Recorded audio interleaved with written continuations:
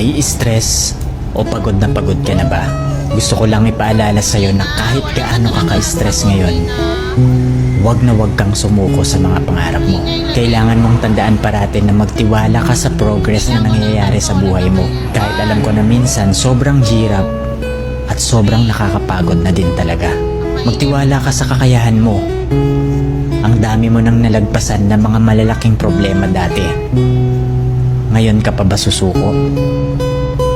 Patuloy ka lang na lumaban. Kung pakiramdam mo ngayon na nahuhuli ka na sa buhay, siguro dahil nakikita mo yung mga kakilala mo o yung mga kaibigan mo, pakonti-konti may na-achieve na sila. Parati mong tandaan na lahat tayo ay may kanya-kanyang timeline sa buhay. Hindi ka nahuhuli at hindi ka rin naman nauuna.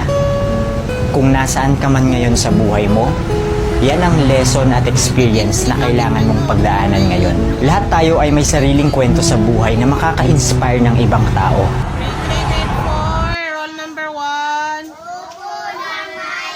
Roll number 2. Oh, roll number 3.